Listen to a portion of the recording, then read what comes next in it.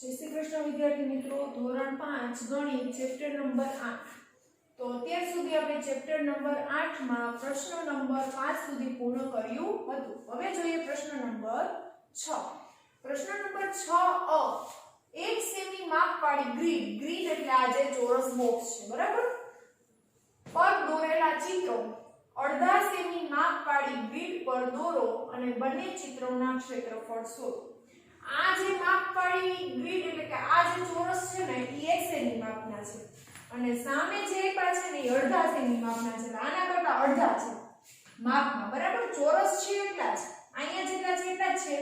તો આપણે શું કરવાનું છે, અહીંયા જે ચિત્ર દોર્યા છે ને એ અહીંયા પણ દોરવાના છે. જેમ એમાં છે એમ જ દોરવાના. જે ખાનામાં જે આવશે, માનો કે અહીંયા એપલ છે તો એપલ આ 1 2 3 ત્રીજા ખાનાએ એટલું અડધું આવે છે તો અહીંયા એમ જ દોરવાનું. 1 2 3 આ ત્રીજા ખાનાએ અહીંયા અડધું દોરવાનું. એટલે આવું જ સેમ અહીંયા નાનું સફરજન થશે. પછી શું કરવાનું કે આ 1 સેમી માપ વાળી જાળી છે, ચોરસ છે, ઓલા અડધા સેમીના છે, તો 1 સેમી વાળું માપનું ક્ષેત્રફળ ગોતી લેવાનું. આનું જેટલું માપ હોય એનું જ અડધું આનું હોય, સમજાય છે? એટલે આનું ગોતી લેવાનું, એ જે માપ આવે એનું અડધું અહીંયા કરી નાખવાનું. તો ચલો આપણે કરીએ.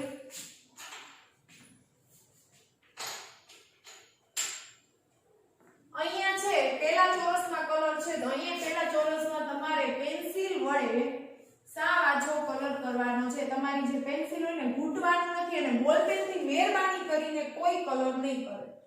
તમારી જે પેન્સિલ છે આપણા બ્લેક કલરની જે યુઝ કરી એનાથી કલર કરવાનો છે. પછી એની નીચેનું અહીંયા છે ત્યાં કલર છે, તો આપણે એની નીચે જે અહીંયા છે તે કલર કરવાનો. એના પછી આ 4 ખાનામાં એક આવે છે,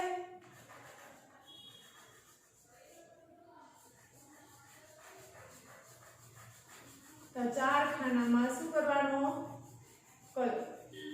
રેડી? પછી અહીંયા પાછા બે છે, તો સેમ જ્યાં ત્યાં જ્યાં છે ને ત્યાં જ અહીંયા કરવાનો છે. પછી અહીંયા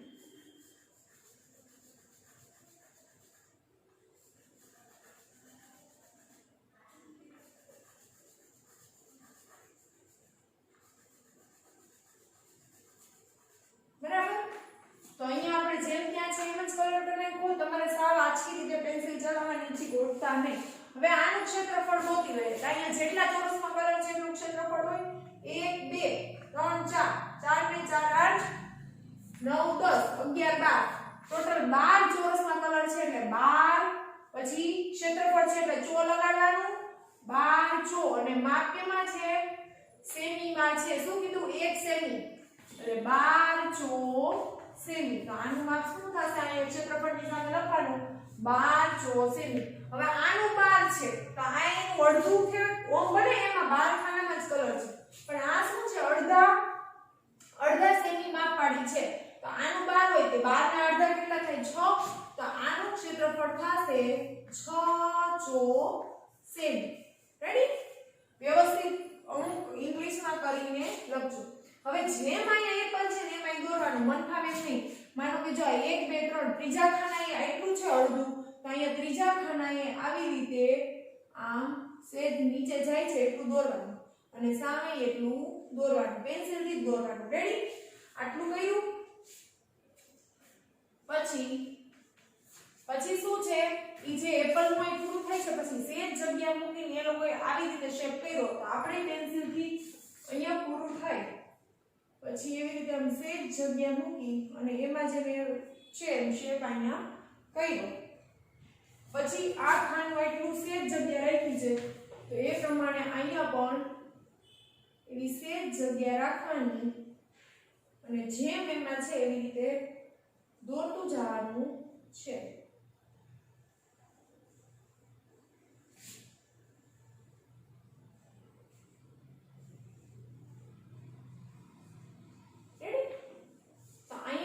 જે એપલ છે એમાં અહીંયા દોર્યું. હવે આ એપલમાં જેટલા ચોરસ છે એ ગણી લેવાના છે. તો પેલા જો મોટા એપલમાં ગણવાના છે. પેલા આખા બધાય ગણી લઈએ. આખા જેટલા છે ને એટલા 1 અહીંથી ચાલુ કરી 1 2 3 4 5 6 7 8 9 10 11 12 ખાના છે એ આખા છે હવે અડધાથી વધુ આપણે આ વસ્તુ ગણી ગયા છે આગળના ચેપ્ટરમાં સેમ 1 માં એટલે આવડવું જોઈએ હવે અડધાથી વધુ ખાના ગણવાના તો ઉપરથી કરી 12 ઓલા હતા અડધાથી વધુ છે 13 14 15 16 17 18 19 20 પછી 21 22 23 અને 24 આ ટાઈમ ઉપર ગણવાનું આવે કારણ કે અડધાથી ઓછું છે એટલે એને ગણવાનું આવે નહીં તો ટોટલ કેટલા થયા 24 તો અહીંયા લખવાનું 24 ચો સેમી બરાબર છે સામે એનું અડધું 24 ના અડધા કેટલા થાય 12 તો 12 ચો સેમી અહીંયા 24 ચો સેમી અહીંયા 12 ચો સેમી હવે ઊંધું કર્યું તમને અડધા સેમી વાળી જે ચોરસ ખાના છે ને એમાં ચિત્ર આપ્યા છે તમારે એટલા જ એવું જ ચિત્ર અહીંયા 1 સેમી વાળી જાળીમાં દોરવાનું છે તો કંઈ નહીં આમાં જેમ છે ને દોરવા માંડવાનું અહીંયા ઉપરની આખી લીટી મૂકી દીધી આપણે મૂકી દેવાની બીજી લીટીથી અહીંયા ત્રિકોણ કરી નીચે કર્યું છે તો આપણે એ રીતે જ કરશું અહીંયા આમ છે તમારી પાસે સ્કેલ પેન્સિલ છે એનાથી જ આ દોરવાનું છે કોઈ જાતે મારી જેમ હું જેમ ચોક સ્કેલ વગર દોરું છું એમ નથી દોરવાનું બરાબર વ્યવસ્થિત ચિત્ર દોરજો સ્વાપોથીના પણ માર્ક્સ હોય છે ક્યાં સુધી છે તો કે આગલું ખાનું અહીંયા આવે ને ત્યાં સુધી લીટો છે આડો તો ત્યાં સુધી કરવાનું પછી અહીંયા આખા સુધી છે રેડી અને અહીંયા પછી આ બંનેને છોડી દેવાનું અહીંયા સીધો લીટો આડો કરવાનો પછી પાછો આમ આડો કરવાનો અને અહીંયા જો કઈ રીતે આપ્યું છે આ અડધું ખાનું લઈ લીધું ઉપરનું અડધું અહીં જ રીતે પછી ઉપર અહીંયા જે ખાનું મળે છે 4 કે ગોળ અને અહીંયા વચ્ચેના 4 ખાનામાં ચોરસ આવી રીતે આકૃતિ છે હવે શું કરશું આ અડધા સેમી વાળા ચોરસ છે એટલે આપણે અડધા સેમી વાળા ચોરસનું ક્ષેત્રફળ ગણી અને અહીંયા ડબલ કરી નાખશું કારણ કે આ અડધું છે ને આખું છે અથવા ઊંધું કરવાનું અહીંયા કરતા તે રીતે અહીંયા આખામાં ગણી લેવાનું અને પછી અહીંયા અડધામાં એના અડધા કરી નહીં પણ જે રીતે કરવું એ રીતે આપણે અહીંયા ગણીએ પેલા આખા ખાના ગણી લઈએ તો 1 2 3 4 5 6 7 8 9 10 11 12 13 14 15 16 17 18 19 20 21 અને 22 તો તમારા ઘરનો જે આવે છે 22 આવે છે 22 આખા અને અડધાથી વધુ ખાના છે ટોટલ પણ આ અડધા સેમી વાળી છે એટલે 22 લખવાનું નહીં એના અડધા કરવાના 22 ને કારણ કે અડધા સેમી વાળી છે તો 22 ના અડધા થઈ 11 અહીં લખવાનું 11 ચો સેમી અને જે 22 આવ્યા હતા ને એ અહીંયા લખવાના 22 ચો સેમી બરાબર છે શું કામ કારણ કે આ 1 સેમી વાળી જાળી છે હવે એના પછી બીજું બટરફ્લાય છે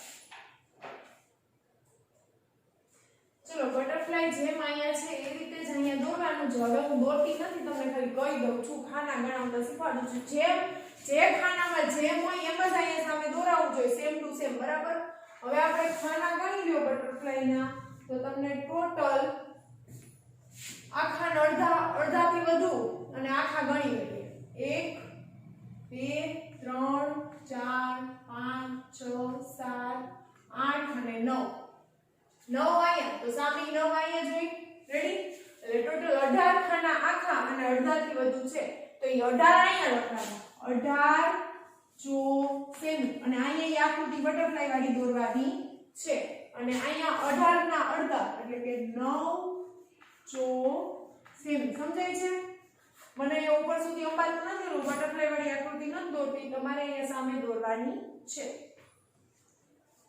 હવે નીચે આપેલા ચિત્રોને અડધા સેમી માપવાળી ચોરસ જાળી તથા 2 સેમી માપવાળી ચોરસ જાળીમાં દોરવાનું છે. તમને આ જે ચિત્ર આપ્યા છે ને એ 1 સેમી વાળી જાળીમાં છે, 1 સેમી વાળા ચોરસ છે આ. એને તમારે અડધા સેમી વાળા ચોરસમાં દોરવાનું છે, સેમ ટુ સેમ જેમ અહીં આપ્યું છે. અને પાછળના પેજે તમને 2 સેમી વાળી જાળી આપી છે એમાં દોરવાનું છે.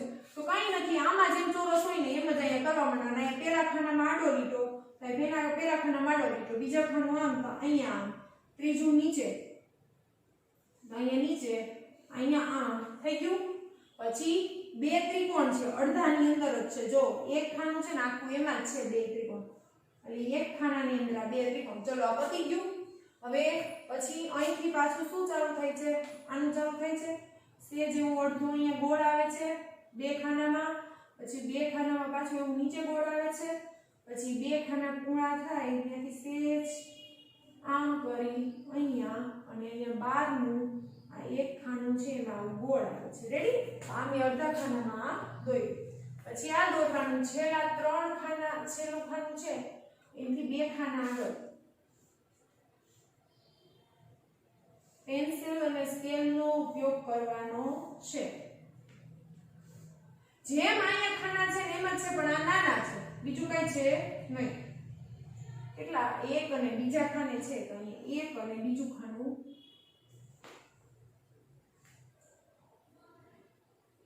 2 ખાના,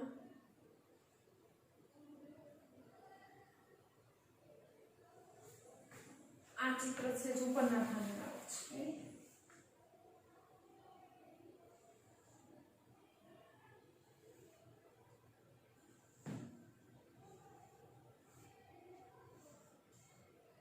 અહીંયા આવશે, એ જાળી અહીંયા ઉપર જશે, પછી અહીંયા, પછી અહીંયા, પછી પાછું અહીંયા સામે પૂરું થાય ને ત્યાં ક્રોસ અને અહીંથી આમ.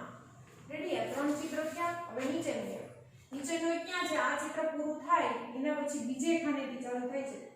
રેડી? પેલું ઊભો ભાગ નહીં, એના પછીના 3 આડા લેવાના.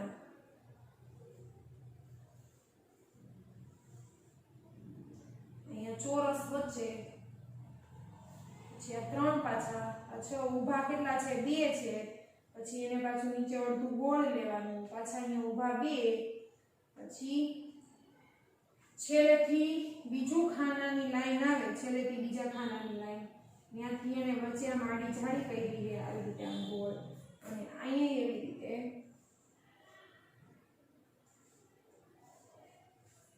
બરાબર છે. આ મેં આ ચિત્ર અડધા સેમી વાળી જાળીમાં દોર્યું. તો તમે પાછળનું પેજ ફેરવશો ને એટલે આવી આ 2 સેમી વાળી જાળી છે.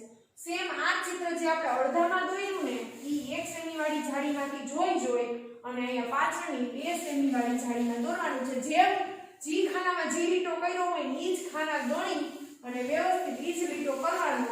એટલે અહીંયા તમારે પાછળના ચિત્ર મોટા થઈ જશે, એકદમ મોટા, અને આગળ આપણે શું કર્યા? નાના ચિત્ર દોર્યા. તો આ તો તમારો પ્રશ્ન નંબર 6બ જે અહીંયા પૂર્ણ થાય છે.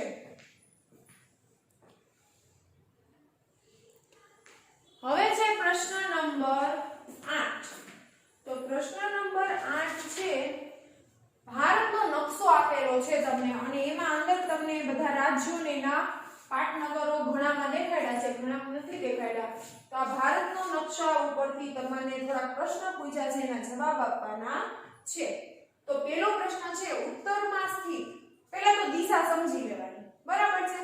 ઉપર હોય એ ઉત્તર, અહીંયા તમને નકશામાં દેખાશે, જો આ ઉત્તર, પછી અહીંયા દક્ષિણ, પછી અહીંયા જો અહીંયા લખેલું છે પૂર્વ આડું, અને અહીંયા લખેલું છે પશ્ચિમ. આપણું ગુજરાત કઈ દિશામાં આવે? પશ્ચિમ દિશામાં, બરાબર? અને આજે તમને અહીંયા આડું પાણી જો આ શું છે? પાણી છે. આ છે બંગાળાની ખાડી, આંદામાન નિકોબાર, આ નીચે આખો હિંદ મહાસાગર આવી જાય, અને અહીંયા આપણા જે ગુજરાતને અડે છે આ દરિયો એ આવી જાય આપણો અરબ સાગર, અને ઉપર પછી અહીંથી પાકિસ્તાન આવી જાય, અને અહીંયા ચીન આવી જાય. રેડી? અને આ વચ્ચે જે છે એ આપણું રાજ્ય નથી, આ બાંગ્લાદેશ છે, એટલે એને ગણવાનું નહીં. તો આ આખો ભારતનો નકશો છે.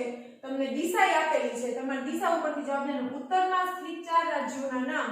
તો ઉત્તરમાં સ્થિત એટલે ઉપરથી ચાલુ કરવાનું. જમ્મુ કાશ્મીર, હિમાચલ પ્રદેશ, પછી આ પંજાબ, હરિયાણા, ઉત્તરાખંડ, ઉત્તરાખંડ ઉત્તર બે છે ને ઉત્તર વાળા લઈ જ દેવાના કારણ કે ઈ ઉત્તરમાં જ છે જો ઉત્તર એટલે ઉત્તર પ્રદેશ અને ઉત્તરાખંડ એટલે બે રાજ્યો તમને ઈઝીલી યાદ રહેશે કારણ કે બેમાં ઉત્તર લખેલું જ આવે છે તો આપણે ચાર રાજ્યોના નામ લખશું તો પહેલું સૌથી ઉપરથી લેવાનું તો પહેલું લખવાનું જમ્મુ કાશ્મીર તો અહીંયા નીચે બોલ પેનથી લખવાનું જમ્મુ અને કાશ્મીર પછી છે બીજું ચાર લખવાના છે પછી બીજું હિમાચલ પ્રદેશ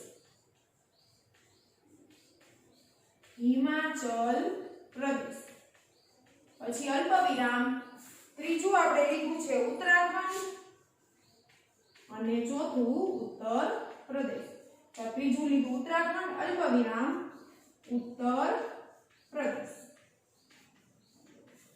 હવે એના પછી છે દક્ષિણમાં સ્થિત ચાર રાજ્યોનું નામ દક્ષિણ એટલે ઉત્તરની નીચે અહીંથી લેવાનું તમિલનાડુ આંધ્રપ્રદેશ કર્ણાટક તેલંગાણા આ બધા શું છે દક્ષિણમાં સ્થિત કેરળ તો અહીંયા લખવાનું કેરળ નીચે અહીંથી ચાલુ કર્યું જો અહીંયા કેરળ દેખાય કેરળ પછી તમિલનાડુ નીચેથી ઉપર જવાનું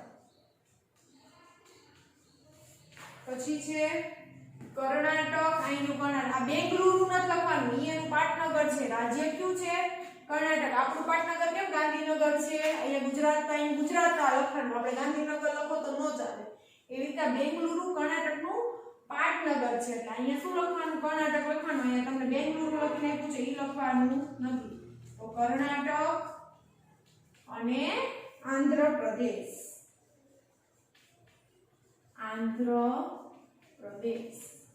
રેડી હવે પૂર્વમાં સ્થિત પૂર્વ એટલે આ સાઈડ તો અહીંયા તમને જ્યાં ઘણા રાજ્યો દેખાય ત્રિપુરા મિઝોરમ મણિપુર નાગાલેન્ડ અરુણાચલ પ્રદેશ અસમ મેઘાલય આ ગમે એમાંથી તમારે ચાર રાજ્યોના નામ લખી શકો એવું નહીં કે હું લખાવું ઈ ચાર રાજ્ય ઈ તમને જે સાત રાજ્ય આને સેવન સિસ્ટર કહેવાય સાત રાજ્યો છે 1 2 3 4 5 6 7 આ થોડાક અલગ પડે છે એટલે આને સેવન સિસ્ટર કહે છે સેવન સિસ્ટર એટલે કે સાત બહેનો આ સાત રાજ્યો અહીંયા આવેલા છે એમાંથી તમે કોઈ પણ ચાર લખી શકો તો આપણે લખીએ છીએ અરુણાચલ પ્રદેશ પહેલેથી જ ચાલુ કરવાનું અહીંયા સૌથી નજીક પેલું કયું થાય પૂર્વમાં તો કે અરુણાચલ પ્રદેશ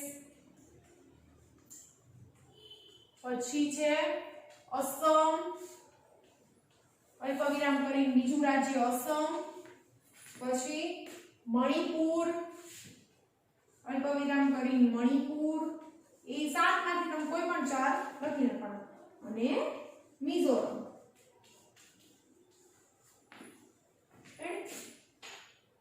હવે એના પછી ચોથો પ્રશ્ન પૂછ્યો છે ગુજરાતના પશ્ચિમમાં કોઈ રાજ્ય છે ગુજરાત ખુદ પશ્ચિમમાં છે હવે એના પશ્ચિમમાં આ સાઈડે કઈ રાજ્ય છે તો કે નથી તમને આવો એમસીક્યુ માં પૂછે કે ગુજરાતના પશ્ચિમમાં કોઈ રાજ્ય છે તો નથી પશ્ચિમમાં છેલ્લું રાજ્ય ગુજરાત છે એના પછી સીધું પાકિસ્તાન આવી છે કોઈ પણ રાજ્ય નથી તો ત્યાં લખવાનું ના બરાબર ગુજરાતના પશ્ચિમમાં કોઈ રાજ્ય નથી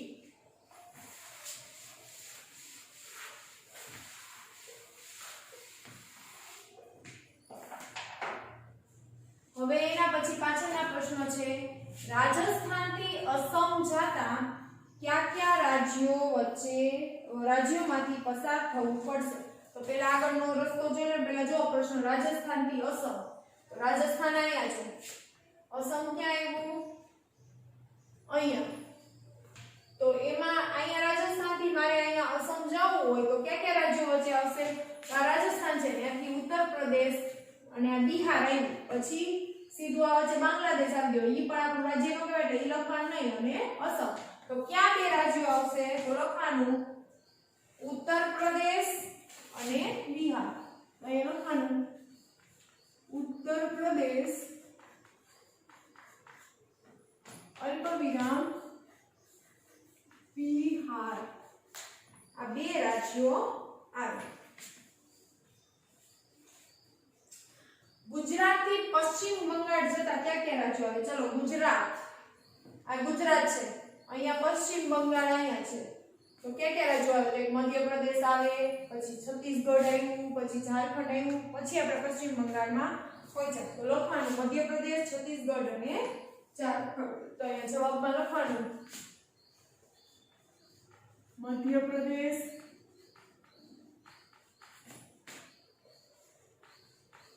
छत्तीसगढ़ અને ઝારખંડ. બરાબર, આ ત્રણ રાજ્યો આવે.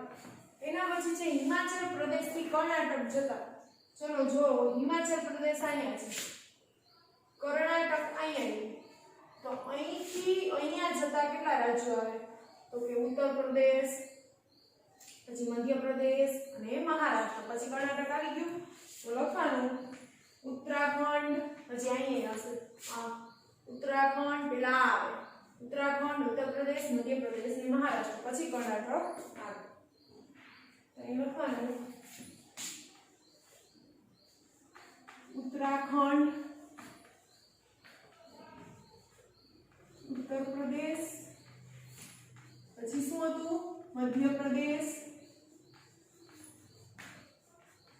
અને મહારાષ્ટ્ર. રેડી? ચલો અરુણાચલ પ્રદેશથી મહારાષ્ટ્ર જતા ક્યાં ક્યાં રાજ્યો આવે? અરુણાચલ પ્રદેશ અહીંયા છે, મહારાષ્ટ્ર અહીંયા છે, તો વચ્ચે ક્યાં ક્યાં રાજ્યો આવે?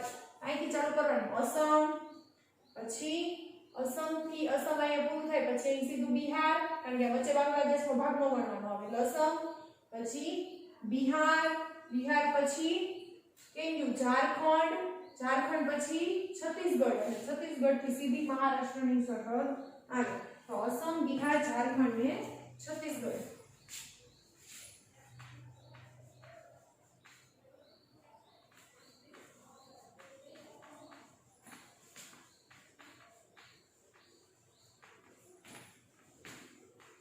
છત્તીસગઢ. ચલો કયા રાજ્યનું ક્ષેત્રફળ સૌથી વધુ દેખાય છે? જો જી નકશો તમને આખા નકશામાં સૌથી મોટું કયું રાજ્ય લાગે છે? તો યાર રાજસ્થાન. સૌથી વધારે ક્ષેત્રફળ, એટલે કે નકશામાં તમને સૌથી વધુ ક્ષેત્રફળ કોનું દેખાય છે? તો કે રાજસ્થાન. અહીં લખવાનું રાજસ્થાન. ચલો રાજસ્થાનનું ક્ષેત્રફળ પંજાબ કરતા આશરે કેટલા ગણું છે? તો આશરે ગણવાનું છે. પંજાબ આવડું છે અને રાજસ્થાન આવડું છે, તો ગણો જી 1 2 3 4 5 6 7, એટલે મિનિમમ 7 ગણું છે. એવરેજ 7 થી 8 ગણું છે. તો અહીંયા લખવાનું છે જવાબમાં 7. 7 પંજાબ થાય ને એવડું રાજસ્થાન છે.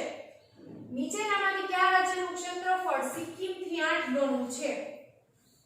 એમાં ઉત્તર પ્રદેશ, ત્રિપુરા, મહારાષ્ટ્ર, હિમાચલ 4 ઓપ્શન આપ્યા છે. સિક્કિમ જો આવડું છે એના કરતા 8 ગણું ઉત્તર પ્રદેશ, બિહાર, રાજસ્થાન ને બીજું કેવું તો સોરી ઉત્તર પ્રદેશ, બિહાર, મહારાષ્ટ્ર, હિમાચલ પ્રદેશ. તો 8 ગણું કયું છે? હું આગળના પેલા પ્રશ્નોના જવાબ પૂછી નાખું છું. લખવાના બાકી હોય તો લખી લેજો. પહેલાનો જવાબ બોલું છું, જો કોઈને ન દેખાતો હોય તો ઉત્તર પ્રદેશ, બિહાર. છઠ્ઠાનો જવાબ મધ્ય પ્રદેશ, છત્તીસગઢ, ઝારખંડ.